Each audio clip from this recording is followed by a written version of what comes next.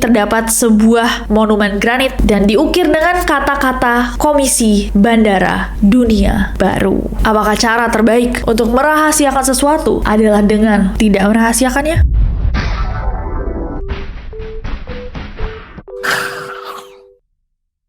Hey guys, it's Nessie and welcome back to Neror. Kalau kalian belum subscribe ke channel ini, jangan lupa klik tombol subscribe-nya, terutama untuk kalian yang suka teori konspirasi. Teori konspirasi yang kita akan bahas malam ini di Neror adalah satu yang sangat populer di seluruh dunia. Denver International Airport atau DIA ini adalah salah satu bandara tersibuk di Amerika Serikat. Dan gak cuma tersibuk, dia juga tercatat sebagai salah satu bandara terbesar ketiga di seluruh dunia. Yang membedakan bandara ini dengan bandara-bandara lainnya di dunia adalah banyak sekali yang menilai bahwa ada misteri yang tersimpan, terkubur di dalam bandar udara yang satu ini. Dari hiasan-hiasan dan detail yang aneh, patung kuda raksasa yang dinamakan Blucifer, kode-kode rahasia yang terukir di lantai-lantainya, bunker bawah tanah yang sangat besar, sampai monumen-monumen yang dipercaya merupakan bukti adanya rahasia-rahasia yang disembunyikan oleh airport yang satu ini, dan kejanggalan-kejanggalan lainnya yang membuat Denver International Airport dipercaya sebagai markas besar rahasia milik organisasi elit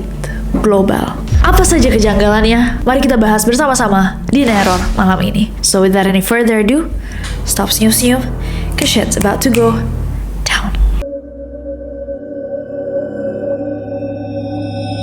Denver International Airport atau DIA itu berlokasi di Denver, of course, Colorado, Amerika Serikat. Bandara ini udah mulai beroperasi pada 28 Februari tahun 1995. Nah, sebelum adanya bandara Denver International Airport, di Denver sendiri sebenarnya udah ada satu bandara yang namanya Stapleton International Airport. Tapi semakin lama, Stapleton ini lumayan rame guys. Ternyata banyak banget orang yang melalui Denver, dan akhirnya karena kapasitasnya nggak cukup, dibuatlah Denver International Airport. Nah, berbeda nih sama Stapleton yang dinilai rada ketinggalan zaman, struktur bangunan dan juga landasan pacunya tuh udah lumayan tua. Bahkan beberapa bagian tuh udah mengalami kerusakan. Denver International Airport yang dibuat setelah Stapleton ditutup, itu jauh lebih besar, lebih modern, dan infrastrukturnya jauh lebih kayak wah, cakep, canggih, amazing. Luasnya itu mencapai 140 km persegi, sekitar 5 kali lipat lebih besar dari Stapleton. Denver International Airport ini juga jadi kebanggaannya kota Denver gitu guys. Nah, tapi lama-kelamaan banyak orang yang mulai sadar dan juga merasa bahwa ada yang gak beres sama bandara baru besar di kota Denver ini. Banyak sekali kejanggalan dari Denver International Airport yang menumbuhkan banyak sekali teori-teori.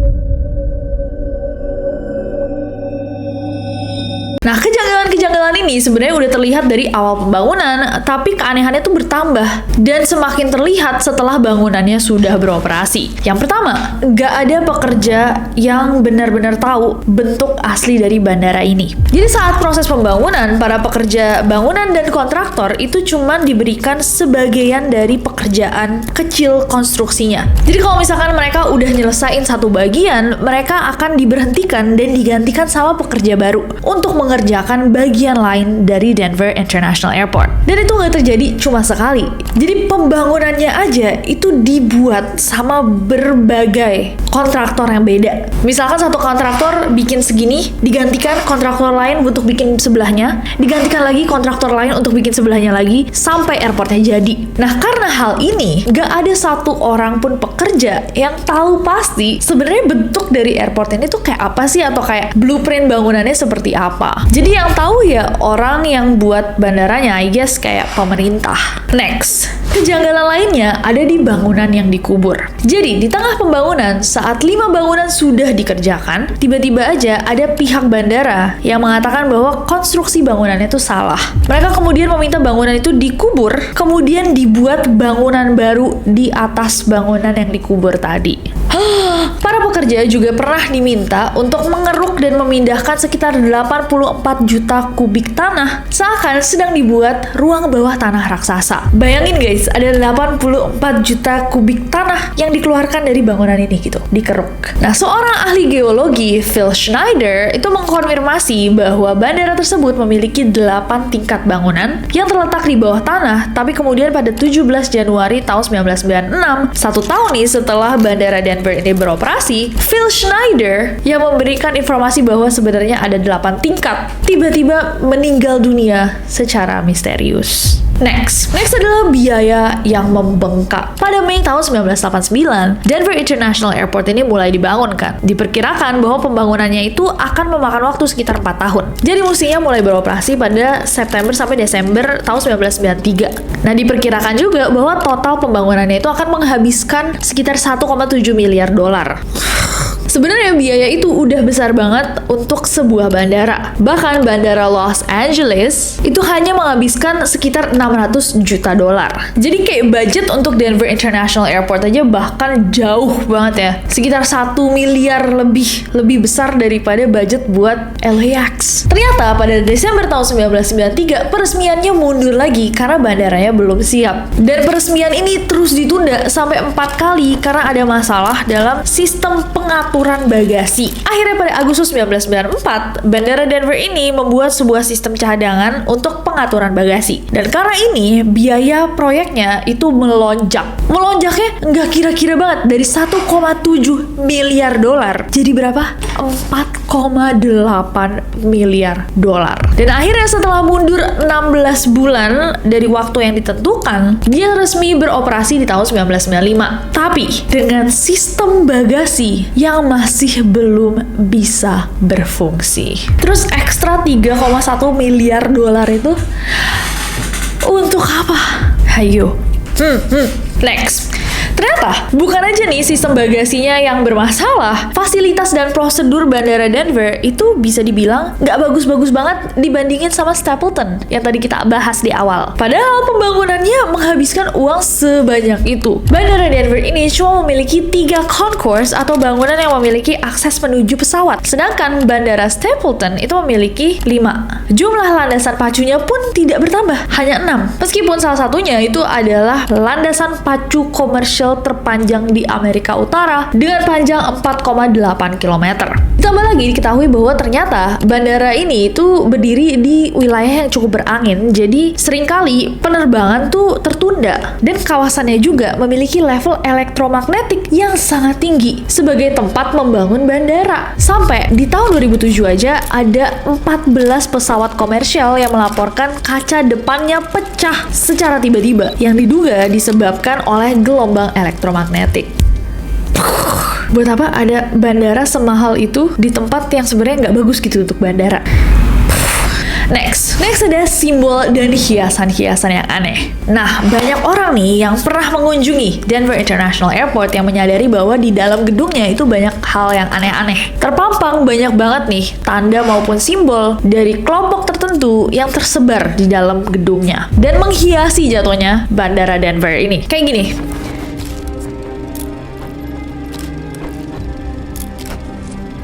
Beberapa di antaranya adalah, yang pertama, di landasan pacunya itu ada pola yang mirip banget sama tanda misterius seperti mata dan segitiga. Nah, kalau dilihat dari udara, landasan pacunya itu terlihat seperti bentuk swastika atau lambang Nazi. 2. Di bagian luar terminal ada sebuah patung kuda yang besar banget, namanya Blue Mustang. Sesuai namanya, patung kuda ini berwarna biru dan matanya tuh merah. Blue Mustang ini dibuat oleh seorang seniman bernama Louis Jimenez. Nah, saat si Louis ini lagi ngerjain proyek Blue Mustang ini guys, dia tertimpa salah satu bagian dari patung ini yang belum selesai dikerjakan sampai dia kehilangan nyawanya. Kejadian ini membuat para penduduk setempat mengaitkan si patung ini dengan energi negatif. Sampai akhirnya si patung yang bernama Blue Mustang ini lebih dikenal dengan nama lainnya, Blucifer. Di area pengambilan bagasi bandara, ada juga 2 patung gargoyle ciptaan seniman Terry Allen yang diberi nama Notke Denver. Gargoyle ini adalah makhluk setengah manusia, setengah monster yang terbuat dari neraka dan disimbolkan sebagai pelindung dari roh-roh jahat. Jadi gargoyle gargoyle itu kan ditaruh di dekat bagasi. Idenya adalah sebagai kayak pelindung lah, penjaga dari bagasi-bagasi supaya tetap aman. Tapi banyak orang yang merasa bahwa gargoyle itu adalah makhluk yang mengerikan, licik, dan juga jahat. Nah, ada juga beberapa mural seni yang dianggap memiliki pesan tersembunyi atau simbolisme-simbolisme yang aneh. Coba kalian lihat beberapa ini.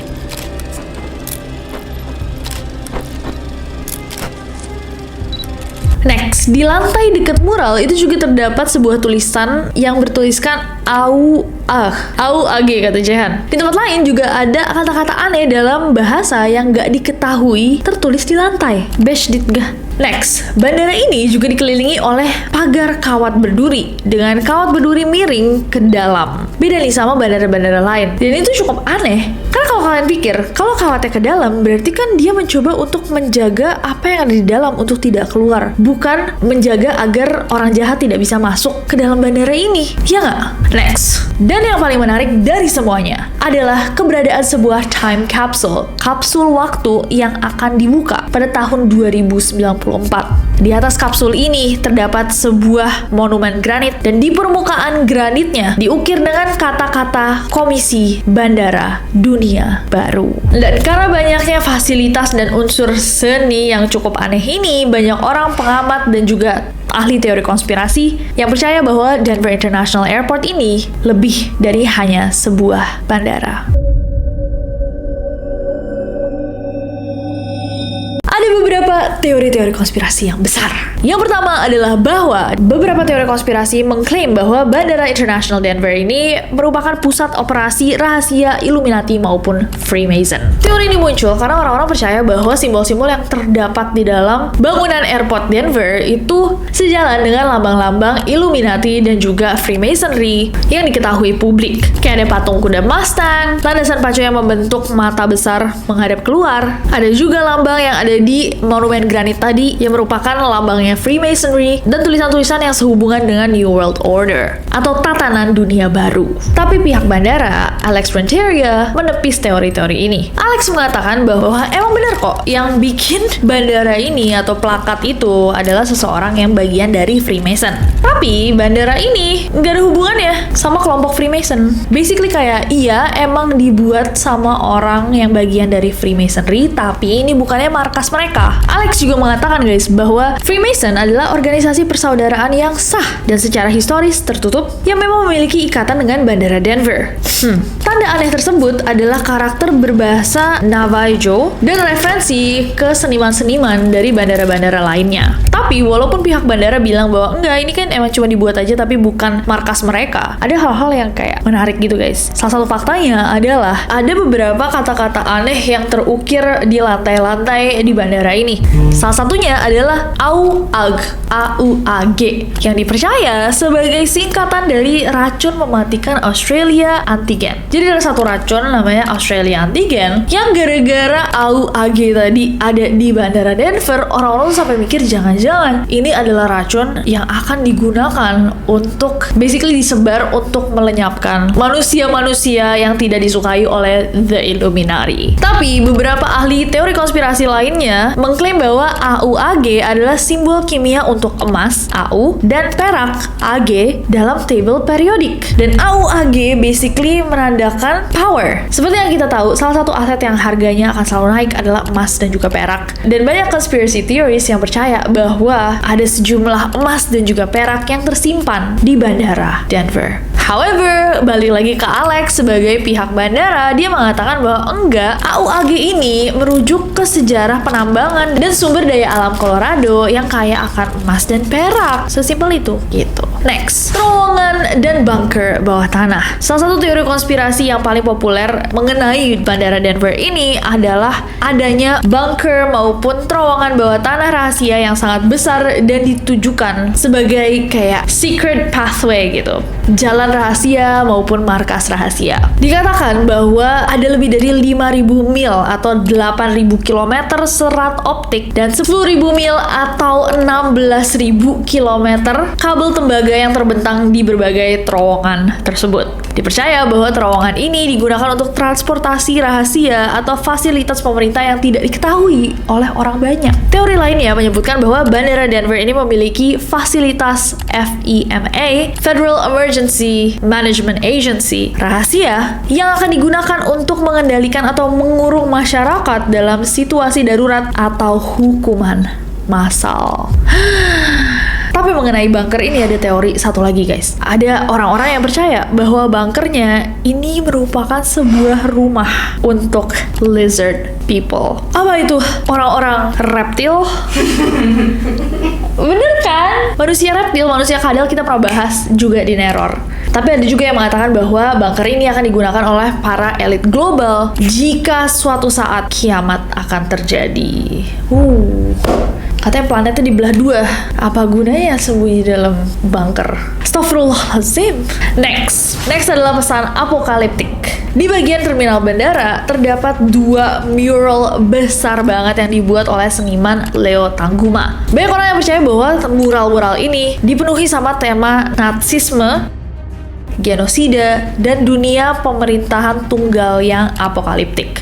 Di salah satu mural yang berjudulkan Children of the World Dream of Peace, terlihat ada seorang tentara yang mirip hantu. Tentara ini mewakili seorang Nazi yang memakai masker gas. Di sisi lain terlihat juga ada surat yang ditulis oleh seorang anak yang meninggal di camp buatannya Nazi di Auschwitz. Masih di mural yang sama terlihat juga ada pedang prajurit yang merpati. Sedangkan merpati itu diartikan sebagai lambang perdamaian, cinta, dan kebebasan. Mural yang kedua berjudulkan In Peace and Harmony with Nature menunjukkan populasi dunia ketiga yang sedang sekarat. Terlihat ada beberapa yang dilindungi dari kiamat dalam wadah tertutup, sedangkan anak-anak dan orang-orang di dalam peti mati digambarkan dengan wajah yang suram. Orang-orang yang percaya sama teori konspirasi merasa bahwa mural-mural ini mengandung pesan-pesan apokaliptik tentang bencana alam atau peristiwa global yang akan datang. Tapi Alex Renteria mengatakan bahwa enggak, mural ini sebenarnya adalah peringatan tentang potensi dampak dari perubahan iklim, perang, dan juga kekerasan. Dan yang terakhir adalah pangkalan UFO dan juga tempat penelitian alien. Nah, teori konspirasi lainnya mengatakan bahwa Bandara Denver ini mungkin adalah tempat rahasia untuk pengamatan alien atau pangkalan UFO yang digunakan oleh pemerintah untuk berinteraksi dengan makhluk luar angkasa. Bahkan ada yang percaya bahwa bunker yang dibangun di bawahnya Denver Airport itu digunakan sebagai rumah bagi makhluk-makhluk yang sedang mereka teliti. Nah, teori ini diperkuat dengan adanya instalasi di bandara ini yang memperlihatkan tengkorak alien.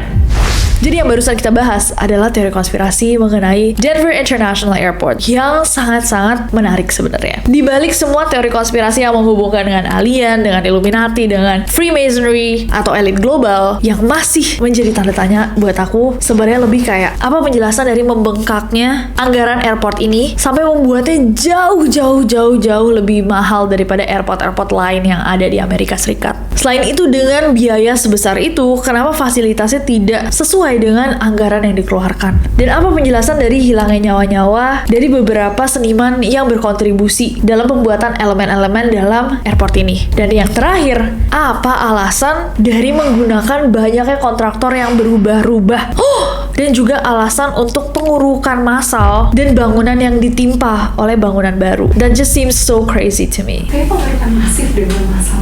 Maksudnya pengurukan masif, bukan pengurukan massal, maaf. Tapi dengan seiring banyaknya teori guys yang muncul tentang bandara ini saking populernya nih teori konspirasi mengenai bandara Denver International Airport, pihak bandara tuh malah menggunakan ini jadi kayak sarana promosi gitu. Contohnya kayak welcome to the Illuminati headquarters, Denver International Airport. Pokoknya dibuat jadi lelucon gitu. Welcome to Illuminati headquarters.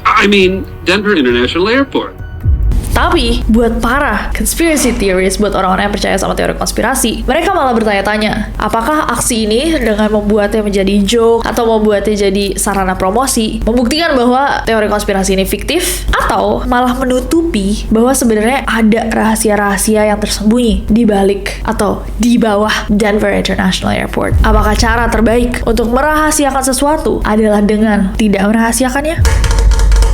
Food for thought. Bagaimana menurut kalian teori konspirasi yang satu ini? Apakah kalian percaya atau tidak? Apakah ada hal-hal lain yang membuat Denver International Airport semisterius itu? Coba Neroris, kalian komen di bawah. Komen di bawah juga apa teori konspirasi lain yang mau kita bahas di Neror selanjutnya. Dan jangan lupa subscribe, karena aku gak sabar untuk ketemu kalian lagi. Bye-bye. Hi.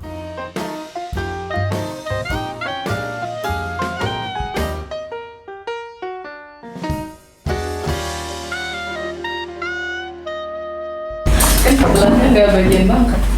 Oh, jadi setengah doang yang begitu keluar loh. Kok planet kita gravitasinya aneh. Miring-miring. Kecuali bunker ini. Kok keluar, kenapa kita di outer space? Katanya biaya ini tuh udah termasuk besar banget untuk sebuah milik kelompok. Bandara ini udah mulai beroperasi